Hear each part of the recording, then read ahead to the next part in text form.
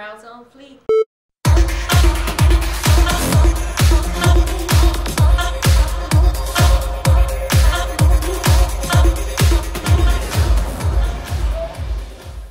Now we're gonna switch on to more of your like everyday version brow, or I like to call like your editorial brow. So a lot of girls now have kind of stopped like tweezing. We've thrown away the tweezers and we're more into like a natural eyebrow. So that's what we're gonna play around with today. So we're gonna go back in with this palette into this lighter shade.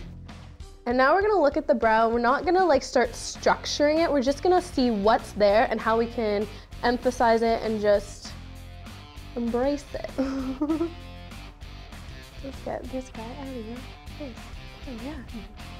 So I'm just gonna go in with the lighter powder and I'm just gonna start kind of flicking that powder just to generally fill it in.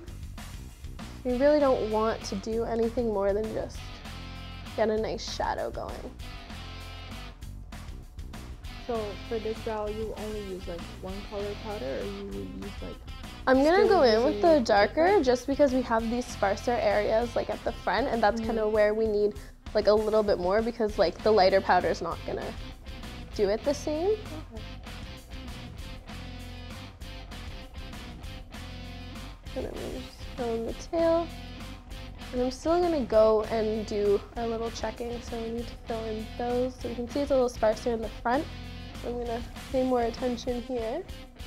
Instead of like drawing a line across, I'm more just gonna like push my product down and then flick it up. So you're kind of creating like a little bit of a shadow in line just to give some structure, but nothing where it's like boxy.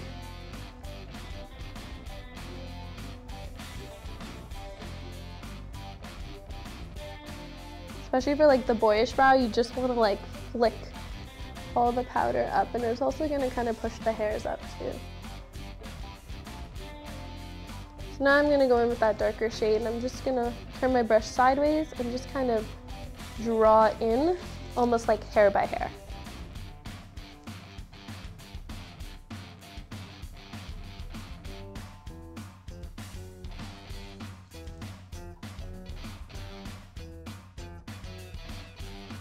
And I like to go again with that darker shade just to get the tail. It's always nice when the brow kind of slightly ombres and gets a little darker towards the end, just because it like will widen out the eyes.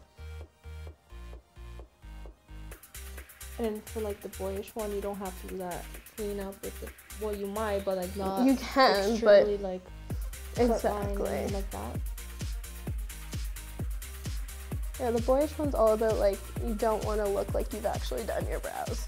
It's almost like fun if they look a little like messy, because it looks like, they like to say, right, like when you have like a flush to your cheek or you have thick eyebrows, those are the signs of like youth, right? Yeah. And you know, we like to say in society that like youth equals beauty. So you're kind of emulating those signs of good youth and health. I agree. Health is beauty. If someone's healthy and strong, that is the best they can be. I'm just gonna take the concealer, I'm just gonna tidy up.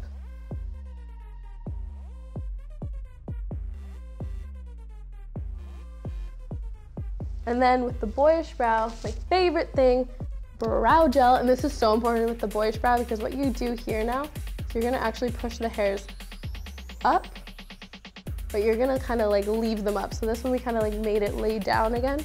This one we actually wanna push the hairs up so it looks hairy and editorial. But it's so true. Like so many models are told, don't touch your brows, don't touch your brows, don't touch your brows. Not allowed to touch my brows. No, never again.